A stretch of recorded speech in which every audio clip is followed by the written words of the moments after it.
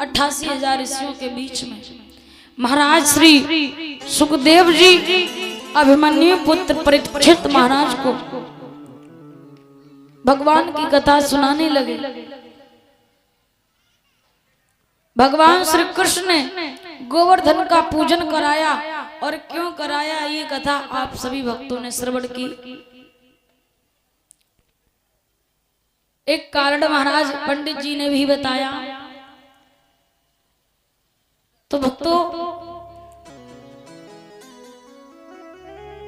भगवान श्री कृष्ण वृंदावन में जब रहते हैं तो एक दिन उन्होंने क्या देखा, ब्रज की जो गोपिकाएं हैं वो जल में नग्न अवस्था में स्नान करने के लिए जाती हैं। तो जैसे ही भगवान ने देखा तो उसी समय प्रभु ने विचार किया, मुझे तो ये लगता है इन गोपिकाओं को असल तत्व का ज्ञान नहीं है। अगर ये जानबूझ करके ऐसा करती हैं तो बहुत बड़ा पाप करती हैं। तो ये सोच करके भगवान श्री कृष्ण ने मन में विचार किया, इनकी परीक्षा लूं। तो एक दिन सभी गोपियां जब स्नान करने के लिए यमुना तट पे गई तो वहां पे स्नान करने के लिए जैसे ही घुसी तो अपने अपने वस्त्रों को इन्होंने तट पे उतार के रख दिया।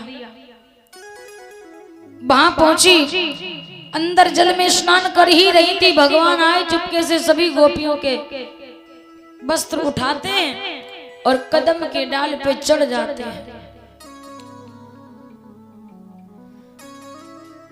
मीठी मीठी मुरली की धुन सुनाने लगे। गोपियां जो थी वो बंसी की धुन सुन के बेसुध हो गई।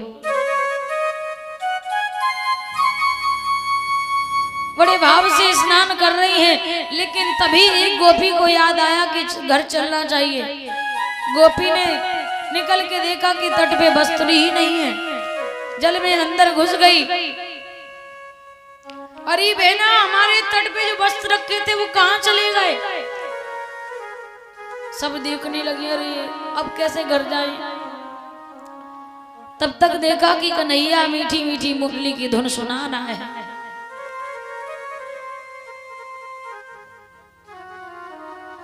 गोपियां अपने अपने वस्त्र मांगने लगी, हे श्याम सुंदर मेरे वस्त्र मुझे दे दो। एक गोपी कहने लगी, सुन बहना कि मेरे श्याम ने चीर चुराई रे, डाली डाली पे दे डार, डाली डाली पे दे डार।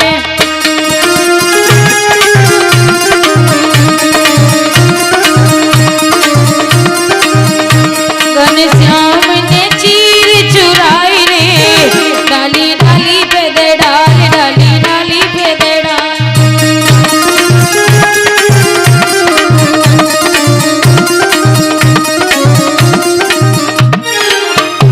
तो मरी शर्म के मारे रे, जाके हाथों में रुमाल, जाके हाथों में रुमाल।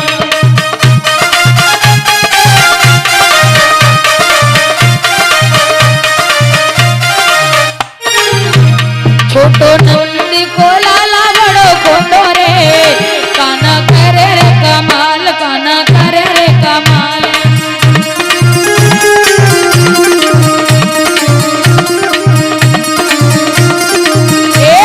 श्याम ने चीर चुराई रे, डाली डाली पे दे डार, डाली डाली पे दे डार।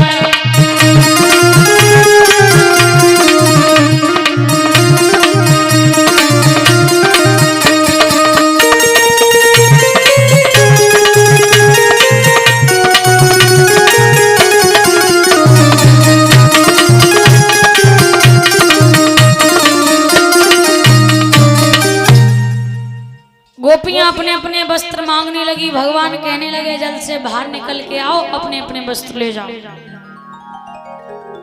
गोपियां कहने लगी, हे श्याम सुंदर मैं नग्न अवस्था में बाहर कैसे आऊं? कहा घर जाना है तो आना पड़ेगा, वस्त्र ले जाओ अपने अपने।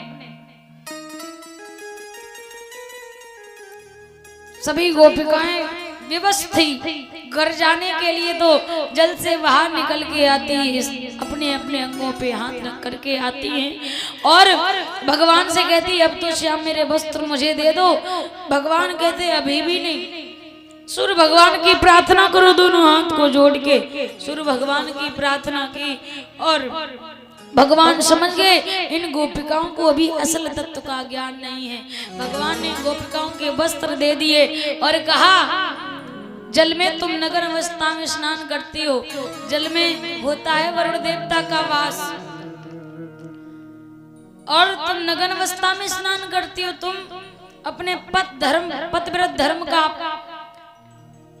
अपमान करती हो, तुम्हारा पतिव्रत धर्म नष्ट होता है और जल में जो वरुण देवता उनका भी अपमान होता है। इसलिए किसी भी स्त्री को जल में कभी घुस करके स्नान नहीं करना चाहिए। नगर अवस्था गंगा तट पे आज भी जो देवियां जानती हैं इस बात को, वो कभी घुस के स्नान नहीं करती गंगा जी में। अपना अपना पात्र लेके जाएंगी, किनारे बैठ करके स्नान कर लेती हैं। तो कभी भी किसी भी स्त्री को आज भी गंगा में या फिर किसी भी जल में कभी घुस के स्नान ना करें।